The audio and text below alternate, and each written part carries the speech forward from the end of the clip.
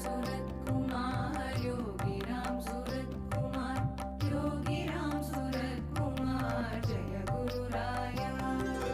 Rama Rama Rama Rama Rama Rama Rama Rama Rama Rama Rama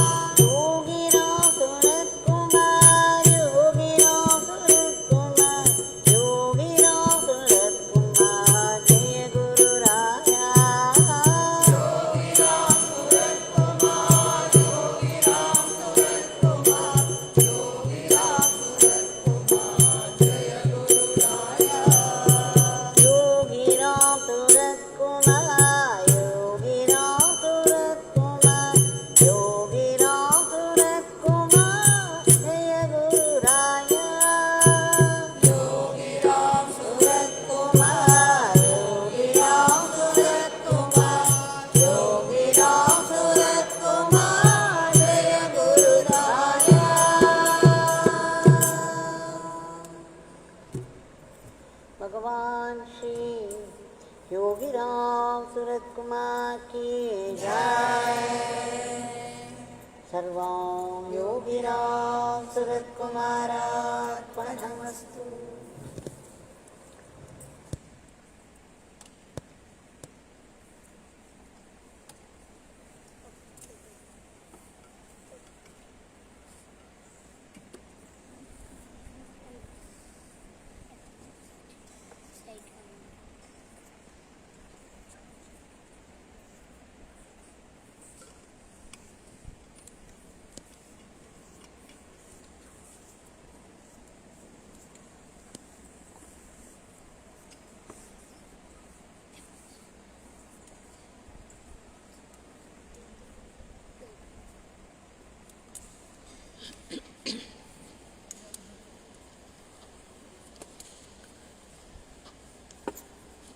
Thankfully, we have offered all our namas at the lotus feet of Bhagwan. Now we are ready to have some glimpses of Bhagwan's nama's glory and also the experience of an old devotee with Bhagwan in the 70s.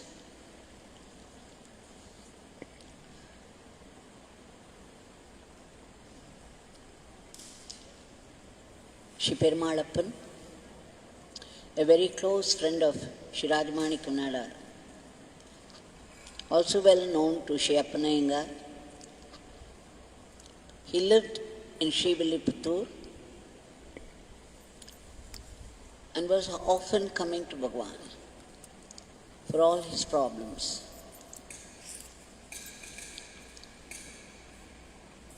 He said once when he visited Bhagwan at Sanadi Street House, one Shri P. Ramachandran was seated there with Bhagwan. He was the Petroleum Minister at that time, and Bhagwan was making a mention. He was asking Shri P. Ramachandran ji if there was any proposal to search for oil in India and where. Shri P. Ramachandran ji said, yes, we are going to do some search in Himachal Pradesh. Immediately, pat came the reply from Bhagwan, no, why don't you try? a place off the shore of Bombay. And today we all know that much oil has been found only there. Shri P. Ramachandran took the hint from Bhagwan and executed what Bhagwan wanted to the advantage of the whole country. And then another time when Shri Perumal Appan visited Bhagwan, Shri P. Ramachandran ji was also there, and he was telling Bhagwan that he had no job, he was out of job now, but there were expenses and expenses, and he did not know what to do. Bhagwan said, "Everything will be all right, Ramachandra. You will soon get a very big post." And true to that, Shri P. Ramachandran became the governor of Kerala. The swearing-in ceremony was to take place in Tiruvannamalai. So when Perumal Appan visited Bhagwan at Sannidhi Street House the next time, Bhagwan was asking him to attend the ceremony. So immediately Perumal Appan returned to Shri Rajamanikam Nadar, who was at the time in Kanyakumari, and said, "Swami wants us to attend." They did not know how to go about it. Just then, Shri Haridat Pandit, the political advisor of Srimati Indira Gandhi, was visiting Kanyakumari. As soon as they came to know, they visited him and told him what Bhagwan Yogi Ramsuratkumar wanted. Immediately, Haridat Panditji took them for the ceremony, and Bhagwan's wish was fulfilled. Shri Perumal Appan had body pain. He had pain in the limbs, in both the legs and the arms. And what was more, he was afflicted with ceaseless cough. Bhagwan said, "You take ginger every day. Don't miss even a single day. You will see how this incessant cough is reduced considerably. And there will be no more pain in the body, in the limbs." And that one time that he missed out on the ginger, next time when he visited, Bhagwan particularly asked him, "Why would you miss it?" Because he had gone to Delhi, and so he could not take it. Bhagwan insisted, "Do not miss a day. Every day you take ginger. Your problems be solved." So people who have the ceaseless cough and body pain can try out this blessing of Bhagwan and see the magic of it. One day, another time when he visited, there was the election, the selection of the president. At that time, Shri Venkatraman was considered as too old for the post and was not on the minds of people. But Bhagwan told Perumal Appan, he will be the president. And so was he. After that,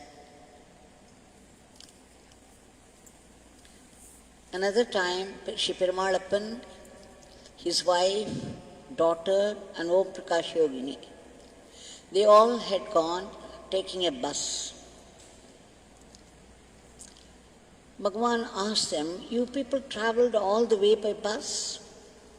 Yes, Swami. Oh, all right. Now this beggar will arrange for a car for all of you. And then he asked Sri Kulottungan to find a car. And what was more, Bhagwan went and sat first. And they all followed suit. And then Bhagwan asked the driver to go round the mountain. Shri Perumal Appan knew instantly that Bhagwan would be playing some leelas there. Usually the pradakshanam is done by foot. Here Bhagwan arranged for a car. So there must be some leelas on the way. And true to that, Bhagwan stopped at 5 places. The first place, at about 1 o'clock in the afternoon, Bhagwan stopped the car, walked over to a neem tree, and sat under that and started to smoke. And suddenly, the cuckoo cried out so beautifully. When the cuckoo was calling out, Bhagwan asked Perumal Appan, Perumal Appan, what is this bird?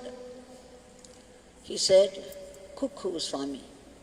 Oh, and within minutes, that cuckoo flew over to the very neem tree they were sitting under, sat on one of the branches right above Bhagwan's head, and called out once or twice and flew away, to the surprise of all who were seated there. And soon there was a crow crying out, and Bhagwan said, Perumal Appan, what is this bird? A crow, Swami. Oh, crow. And within minutes, the crow came promptly to the same neem tree, sat above Bhagwan, and cried out once, and then flew away. Soon after, a cock made its noise. Bhagwan said, Perumal Appan, what is this bird? It's a cock, Swami. Oh, cock. And then soon this cock appeared very near. It went round them. It cannot fly like the other 2 birds. So it made a pradakshina. It went round them and gave out a call and then promptly left the place. Those people who were around him were watching all these leelas. They did not know what was going on, but there was a definite pattern to that. And Bhagwan was doing something, some work, his father's work, and in the process, he was blessing the cuckoo, the crow, and the cock. After some time,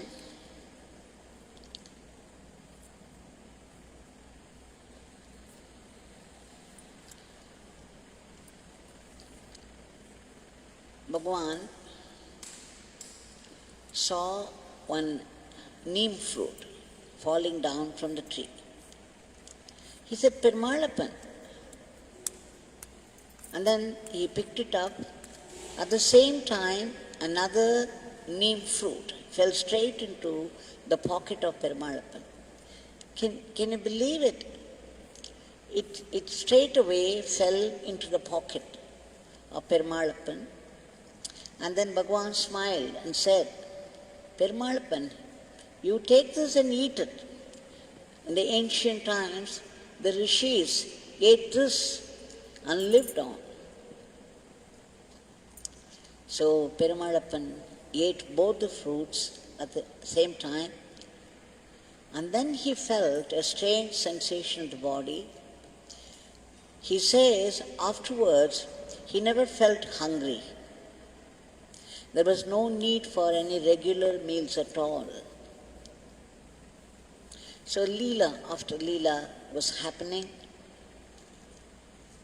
and Bhagwan stopped in 2 or 3 other places to bless those people, the poor people who offered him gruel to drink. And very happily, Bhagwan played along and blessed every one of them. Another time, when Shri Perumal Appan visited Bhagwan at Sanadi Street House, Shri Perumal Appan was mentioning the debts of India, how much had accumulated, and he was worried how India was going to pay back. Then Bhagwan said, you can depend upon the oil. You can search and find a place in Tanjore district. And then said, you can sell the sands of Rajasthan. This was Bhagwan's suggestion, and soon after that, the search was made, and they found the sands of Rajasthan had some precious stones and chemicals which could be sold at a high price.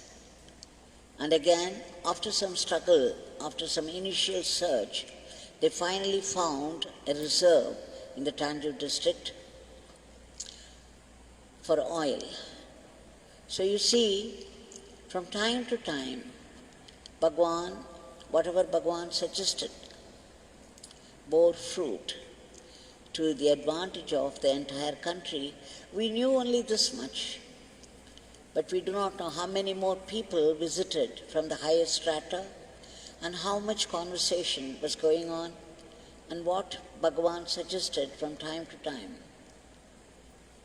In fact, I know 2 or 3 people who had spoken so many things about those times, but this is no time to talk about that. Now let's shift our eyes to another scene. A schoolgirl did not know anything about Yogi Ramsuratkumar at the time. A friend of hers happened to wear a ring on one of her fingers. This schoolgirl is Maharani, living in Madurai. She saw her friend wearing this, and there was this picture of a Mahatma. Maharani asked her friend, "Who is this man?" She said, "Oh, this is our great master. He lives in Tiruvannamalai, and if you so much as chant his name, there is a lot of benefit." Suddenly, there was some attraction. She was drawn so much to the figure that she found on the ring. She started to write his name every day, in the morning and in the evening. She found herself writing his name. When they got the holiday, all these young schoolgirls gathered in the garden of her house, and they started to play. You know what girls play when they are small? At least in those days, the games were all very different. They were imitating their mothers, and they started to cook together. And what to cook? The earth of the garden. They took the mud, and then one assumed that that was the rice, and then she cooked that.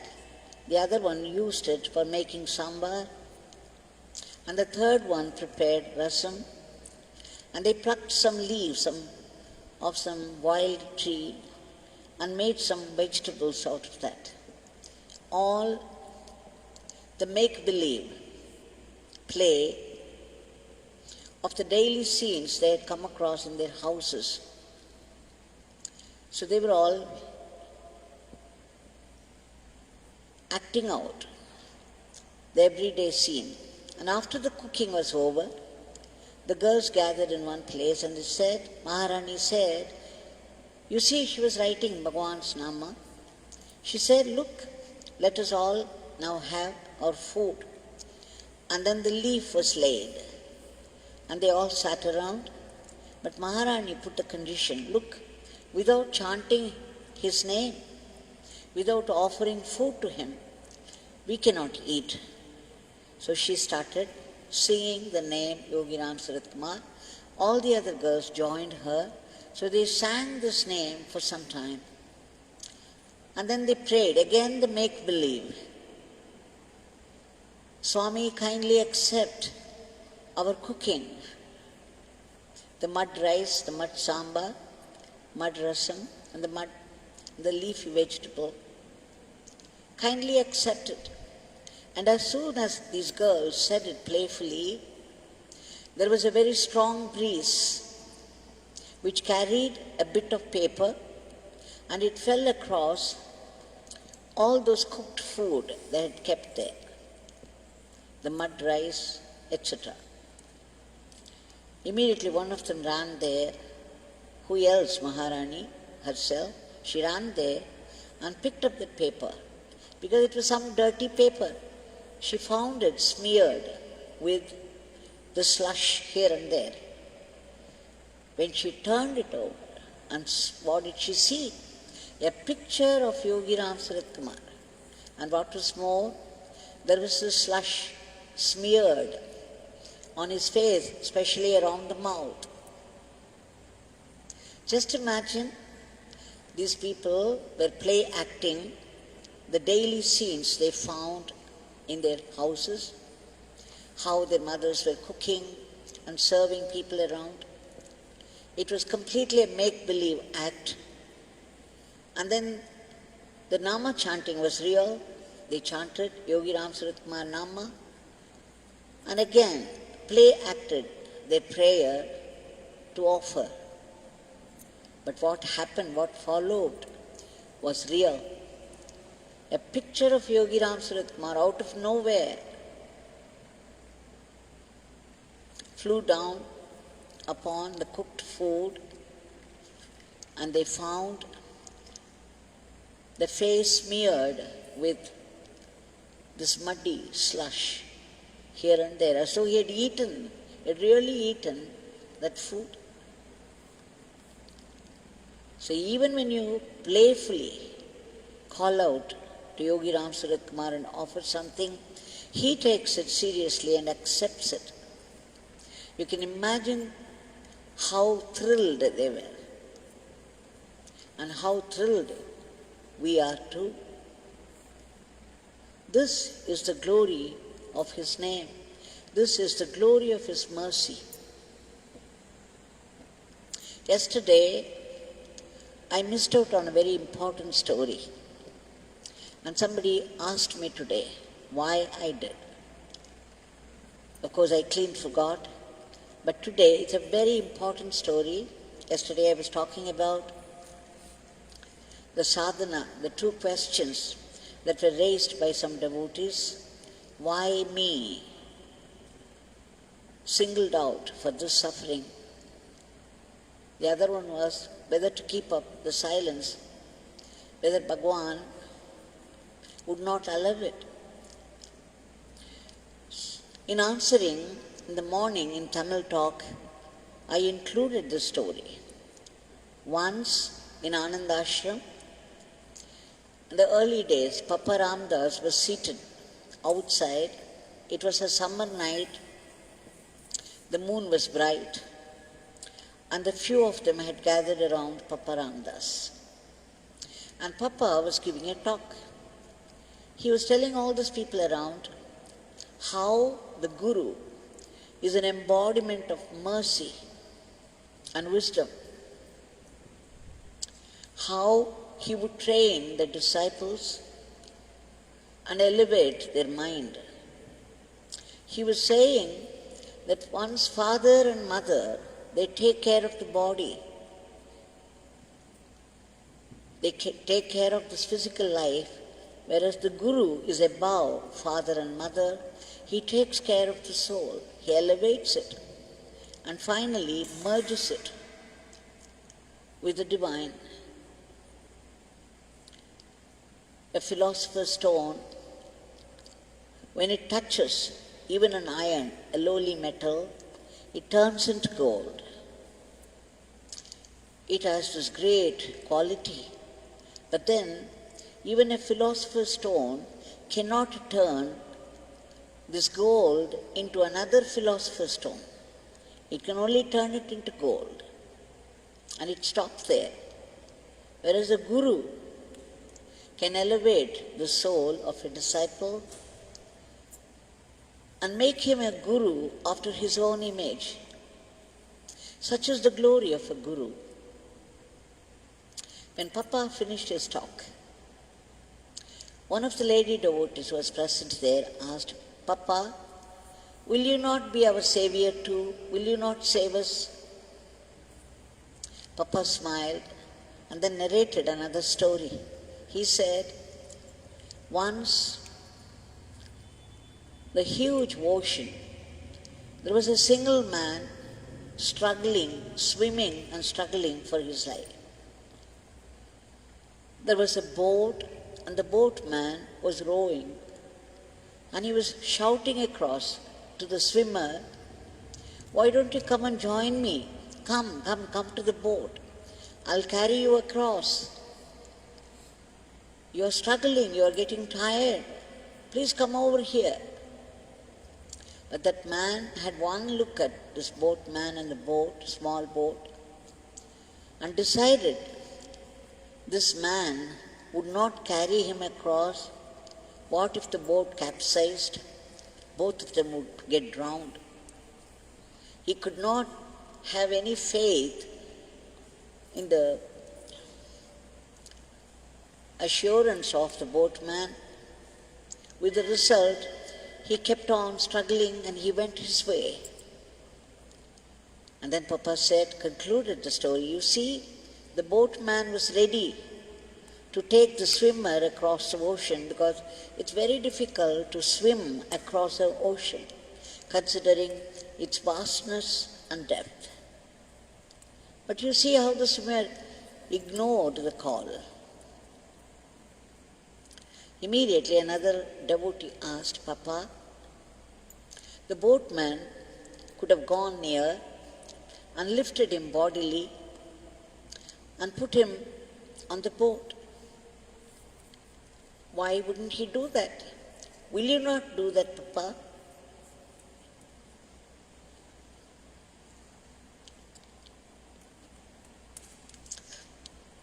Then Papa smiled. He became silent and then smiled. And he said, okay, Papa is ready. I am ready. Are you people ready? And then he made his first offer. He said, okay, all of you present here, I'm offering this. I will give you liberation right now. How many of you are ready? You drop everything, everyone. Come here straight to me and do only what I say. Here is the offer. But you see, there was only silence because everybody was busy thinking, how do I leave my wife all of a sudden without even informing home? Papa is demanding that we come now, right now. And I have this appointment with a higher officer. I have this commitment, that commitment. The grandson's marriage, wedding. You know, they could think of 100 things, the commitments of life, and they could not make. They could not meet the offer. They were all tongue-tied. And again Papa smiled. He said, okay, I'm offering you second time. I will give you a liberation right now. Just give up everything and everyone. Come straight here to me. and do only what I tell you. Again, the second time also his offer met with silence from those people around. Papa would not give up easily. Didn't that lady say, why wouldn't the boatman go near and lift him bodily? So Papa said, okay, I'm giving you a third chance. This is my third offer. How many of you are ready? This moment, give up everything, everyone. Come straight here and do only what I say. Again, there was only silence. People who wanted it, or who had even come there as a sadhak, kept quiet. Very strangely, they felt tongue-tied and they could not say anything. And then Papa concluded, all right, my offer is over, no more. At the time, this was written by Swami Shuddhananda, and he says, every time his offer was met with silence, there was such a sad expression on Papa's face. That night, Papa reported to Mataji Krishna Bai what happened. And there was the same look of pain on the face of Mataji. And then she called all of them and reprimanded. She rebuked them. What is it? How can you people slip away? Allow this offer to slip down your fingers. What an offer he made. It's a chance in lifetime. How could you people keep silent? How could you people miss this? You're all fools. What fools you people are. What a grand offer Papa made, and 3 times at that. And you people kept quiet and none of you are prepared. What a chance. What a chance you people have lost. So many of us are in that state only. The call is always there, the offer is always there from the great master. He has already left instructions with us. It is just that we don't practice up to the mark. We don't come up to his expectations. We want him to be our savior, but we cannot play up to him. It still doesn't matter. It is perhaps natural for all of us. All of us are involved in samsara, very busy with our life, earning money and looking after our own people. It's all again by Bhagwan's Maya. But we can still chant his name as much as we can. We can still practice the attitude of a good instrument in his hands and go about our committed life, go about our commitments of our life, and offer every action at his feet, even as we would do with a flower. And let us all be grateful to the great Master for all the blessings he had already given. And of course, we have to appeal to his generosity and compassion for blessing us with the attitude again of seeing only his presence and grace in every happening of our life. Now we shall offer our today's prayer at his feet